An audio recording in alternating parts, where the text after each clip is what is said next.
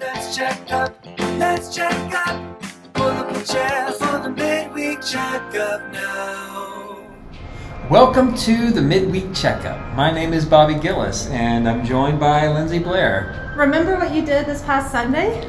I preached! You preached Mark 8, verses 8 through 10. Bobby said the Holy Spirit wants to produce within you a love so stunning, so brazen, so unconventional, a love that changed the world and can change it again. But for anyone who missed his sermon or needs help remembering, it's time for the Midweek Checkup. We began by noting that Jesus feeds thousands of people with a miraculous amount of bread and fish, just like he did in Mark 6. One reason for this second feeding miracle might be to show us how dull the disciples were. And if we're honest enough in our self-assessments, we might realize that we're often this dull too.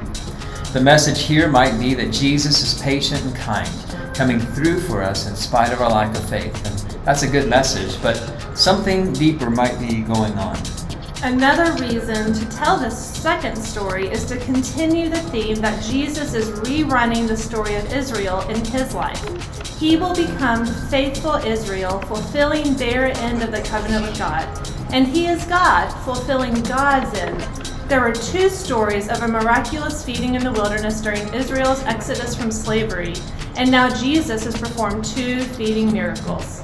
But the deeper reason is that Jesus is now in Gentile territory, an area called the Decapolis, which means the 10 cities.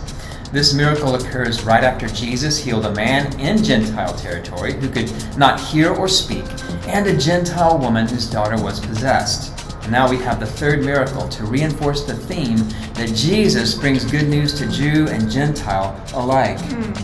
He does this in spite of the fact that his people, the Jews, are a conquered people ruled by the Gentile nation of Rome.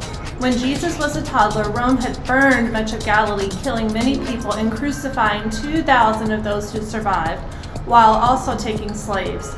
This is the kind of environment that Jesus grew up in. He might be expected to dislike Gentiles, but instead he wants to feed them because they are hungry. No matter what your name is, what color your skin is, how much money you've got, what your sex or nationality is, or even what you've done, Jesus welcomes you. And we get to welcome others too.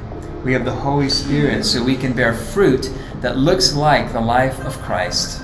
So, the next time you're somewhere, maybe in line at a grocery store or gas station or some other public event, and you see someone who reminds you of those people, whoever are the kind of people that you never had a great opinion of, ask God to give you compassion without condescension.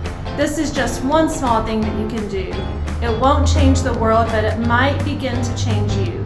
And if you do it enough, you might start to find that your heart feels just a bit lighter.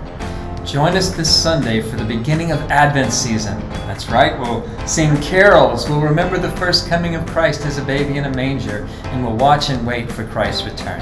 We hope to see you at Bible Fellowship as well as we discuss Isaiah 64, an Advent-themed text where the prophet Isaiah asks for God to come down and help his people. See you then.